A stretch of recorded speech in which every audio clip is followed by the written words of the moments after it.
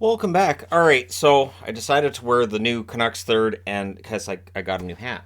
And also because the Canucks are actually acquiring draft picks. It's so weird to be a Canuck fan right now. I'm so used to seeing at trade deadline them trading their thirds, their seconds, their fourths for whatever at the deadline. So let's go through the trades that have taken place while I went on the treadmill for an hour. Mattias Ekholm is now a member of the Edmonton Oilers. I like this deal for Edmonton, although it's expensive. So going the other way, Tyson Barrie. We all know Tyson Barrie, power play quarterback, which has led to speculation about who's going to quarterback the power play now for the Oilers, what's going to happen there. It'll probably fall on. I mean, I wouldn't mind seeing Ekholm get a shot at it, to be honest. Ekholm is a very good all around defenseman.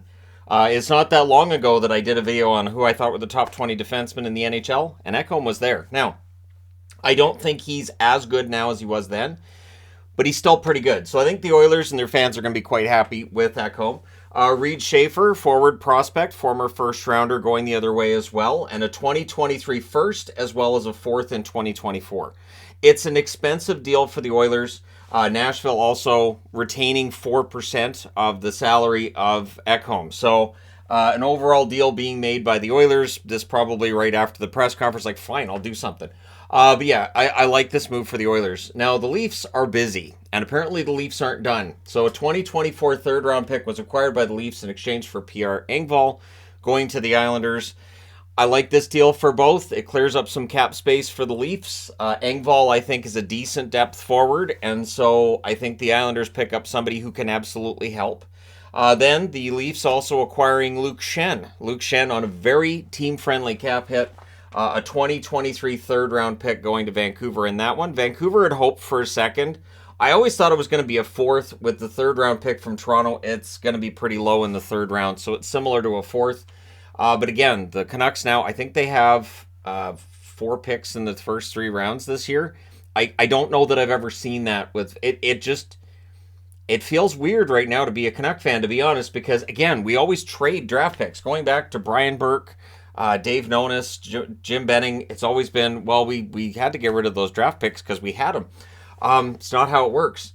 And then apparently the Canucks have a big deal coming with Pittsburgh. So Shayna's broken, and Shayna's very good at breaking this kind of stuff. Reportedly, Pittsburgh, Ron Hextall, looking to clear up some cap space in order to acquire a forward with term from the Canucks. Now, it's being reported as well that it's not likely to be JT Miller. That's the first name people are going to think of course. But if you're looking for forwards who have term, it's honestly going to either be Connor Garland or Brock Besser. Garland has the lower cap hit. It is easier to make room for Connor Garland. Garland was in the doghouse under Bruce Boudreau. I think he's had a better opportunity under Tocchet, or you can say he's been showcased under Tocchet with the Canucks knowing they were going to move the player. So this would create potentially more cap space for Vancouver. This all feels weird to me. It really does. It's an odd time to be a Canuck fan.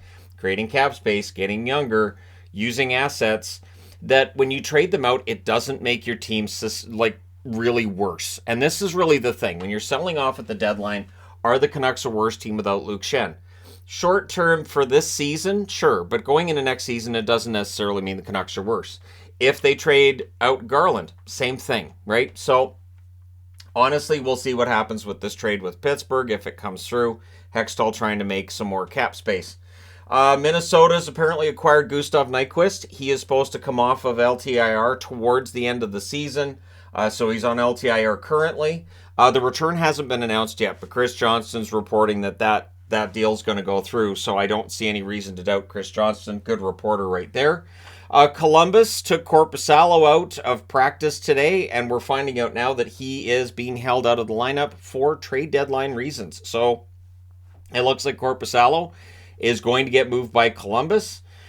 I'm mildly surprised, but he is on an expiring contract. So for Korpisalo, whoever picks him up is going to get a good goaltender.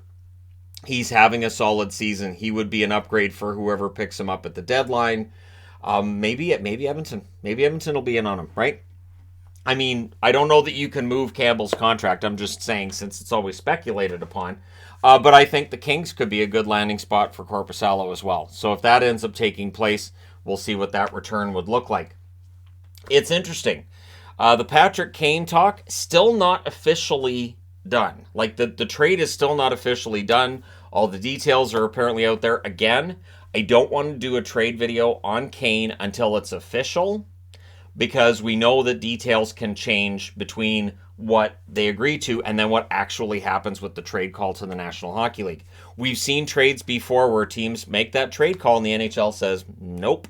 I'm not saying it'll happen in this case, but in some cases it can happen where the NHL says, no, we don't approve of this trade, and teams have to change things up. So what's interesting is there's already talk about Kane will debut with the Rangers tomorrow against the Philadelphia Flyers.